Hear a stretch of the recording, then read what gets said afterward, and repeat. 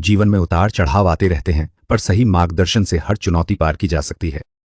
आने वाले सप्ताह में कर्क राशि वालों के लिए कई सवाल खड़े होंगे। क्या कार्यस्थल पर आने वाली बाधाओं को पार कर पाएंगे?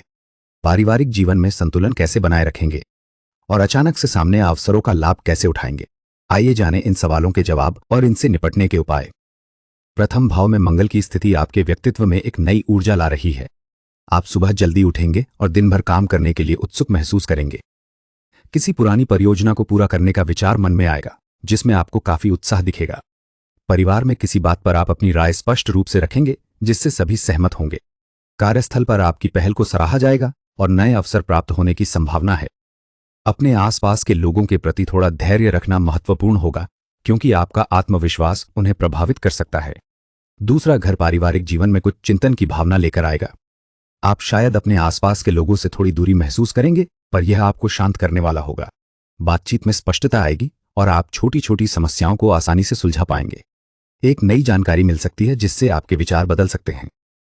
अचानक कोई ऐसा विषय सामने आ सकता है जिसमें आपकी रुचि बढ़ेगी, जो कि आपको कुछ अलग सोचने के लिए प्रेरित करेगा। घर में शांति रहेगी, पर मन थोड़ा विचलन महसूस कराएगा। तीसरे घर में बुध की स्थिति बातचीत और सूचनाओं के प्रवाह को प्रभावित करेगी। आप एक छोटी यात्रा पर जा सकते हैं, जहां आपको कुछ महत्वपूर्ण जानकारी मिलेगी, जो किसी समस्या का समाधान करने में सहायक होगी। अपने छोटे भाई बहनों के साथ संबंध थोड़े तनावपूर्ण हो सकते हैं, क्योंकि आपको उनकी मांगों को पूरा करने में कठिनाई महसूस होगी। कार्यभार बढ़ने से आप थोड़ा अकेलापन महसूस कर सकते हैं, लेकिन अपनी बुद्धि और तर्क शक्ति का उपयोग करके आप कई छोटी छोटी बातों को कुशलतापूर्वक संभाल पाएंगे। नियमों और सीमाओं का पालन करना आवश्यक होगा। चौथे घर में गुरु की स्थिति आपके घर और वाहन से संबंधित मामलों में सकारात्मकता ला रही है। मां का स्वास्थ्य पहले थोड़ा चिंताजनक लग रहा था, लेकिन अब अनुभवी व्यक्ति की सलाह से राहत मिलेगी। आप एक नई योजना पर काम कर रहे हैं, जो आपको भविष्य के लिए आशावादी बना रही है।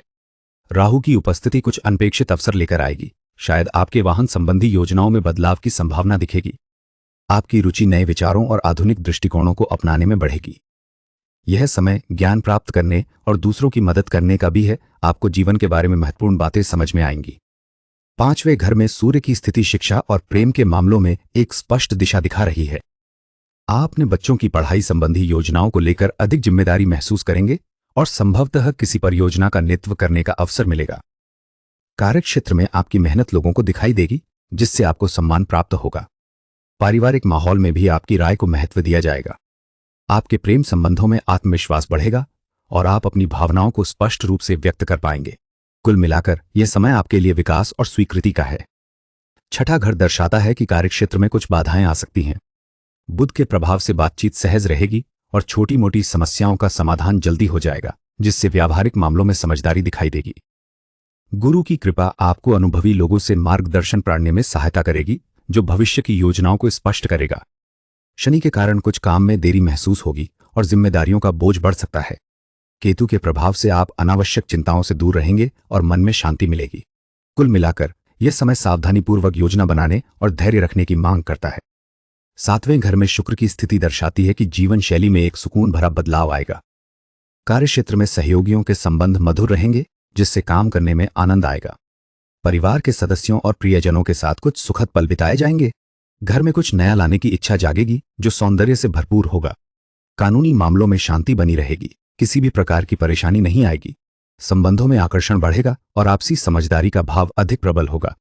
आठवें घर में बुध की नकारात्मकता से बातचीत के दौरान कुछ उलझनें आ सकती हैं।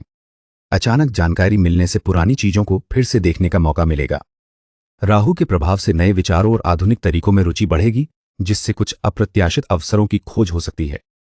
गुरु की कृपा आपको मार्गदर्शन देगा और भविष्य को लेकर आशावादी बनाए रखेगा, जबकि केतु आपको अनावश्यक चिंताओं से दूर रहकर शांत रहने में मदद करेगा। आप किसी पुराने मामले पर ध्यान केंद्रित करने का निर्णय ले सकते हैं, जो आपके लिए ज्ञानवर्धक साबित होगा। नौवें घर में गुरु का प्रभाव आपके जीवन में सकारात्मक बदलाव लेकर आएगा। पिता के साथ संबंध मधुर होंगे और उनसे आपको मार्गदर्शन मिलेगा। दूर की यात्रा करने की योजना बन सकती है, जो ज्ञानवर्धक साबित होगी। कुछ अनुभवी लोगों से सलाह मिलने से महत्वपूर्ण निर्णय लेने में आसानी होगी। कामकाज में थोड़ी ढिलाई महसूस हो सकती है, लेकिन लगातार प्रयास करने से सफलता अवश्य मिलेगी। आप किसी जरूरतमंद को मदद करके खुशी का अनुभव करेंगे। यह समय आपके लिए आशा और संभावनाओं से भरा हुआ रहेगा। 10वें भाव में शनि की स्थिति के कारण आपके कार्यक्षेत्र में कुछ बाधाएं आ सकती हैं। आप महसूस करेंगे कि आपकी प्रगति धीमी है और जिम्मेदारियां बढ़ गई हैं। नियमों का पालन करना आवश्यक होगा, जिससे थोड़े समय के लिए अकेलापन भी महसूस हो सकता है। फिर भी केतु का प्रभाव आपको अनावश्यक चिंताओं से दूर रखेगा। आप अपने विचारों पर गहराई से चिंतन कर सकते हैं और कुछ पुराने बोझों को हल्का महसूस कर सकते हैं, जो आपके काम में स्पष्टता लाएगा। सार्वजनिक छवि को लेकर सावधानी बरते समय आने पर ही अपनी बात रखें। 11वें घर में शनि की स्थिति कुछ जिम्मेदारियां बढ़ा रही हैं। कामकाज में थोड़ी देर हो सकती है, खासकर जब बड़े भाई बहनों के साथ काम कर रहे हों। आपको लग सकता है कि आप पर कुछ भार है और प्रगति धीमी गति से होगी। किसी महत्वपूर्ण परियोजना को शुरू करने या पूरा करने में कठिनाई महसूस हो सकती है।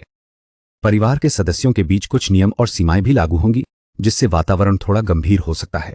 धैर्य रखना और लगातार प्रयास करना ही सफलता की कुंजी होगा। आपको अपनी इच्छाओं पर नियंत्रण रखने की आवश्यकता होगी ताकि निराशा से बचा जा सके। 12वें घर में गुरु की स्थिति आपको कुछ मार्गदर्शन देगी। आप शायद किसी अनुभवी व्यक्ति से सलाह लेंगे, जो आपके लिए उपयोगी साबित होगी। एक नई योजना का स्पष्ट रूप उभर कर आएगा, जिससे भविष्य के बारे में आशा बढ़ेगी। राहु के प्रभाव से आप नए विचारों और रुचियों को खोज सकते हैं, जो वर्तमान खर्चों को लेकर थोड़ा भ्रमित करने वाले हो सकते हैं। तो यह स्थिति आपको कुछ अलग दृष्टिकोण अपनाने की प्रेरणा देगी, लेकिन ध्यान रखना होगा कि हर चीज पर नियंत्रण रखना मुश्किल रहेगा। आपके खर्चे बढ़ सकते हैं और एकांत में समय बिताना आवश्यक हो सकता है। मित्रों, आपकी कुंडली पर अशुभ का प्रभाव कम करने के लिए कुछ उपाय कर सकते हैं। बुध के लिए आप किसी खाली तांबे के बर्तन में थोड़ा गंगाजल भरकर उसे ढक्कन लगाकर घर की उस दिशा में सुरक्षित रखें। राहु के लिए आप शनिवार को केवल काले, नीले या गहरे भूरे रंग के साफ कपड़े पहनें। तो केतु के लिए आप शनिवार या सोमवार के दिन राहु बीज मंत्र अभ्राम ब्रीभ्रौ सह राहवे नमः का घमक बार ध्यान करें। सूर्य के लिए आप केतु के लिए चितकबरे का प्रिंटेड भूरे या 2 रंगों वाले मिश्रित वस्त्र धारण करें। दोस्तों, आशा है कि हमारा प्रयास आपको सही दिशा दिखाने में सहायक रहेगा। कृपया अपने सुझाव देना, लाइक और सब्सक्राइब करना न भूलें। धन्यवाद।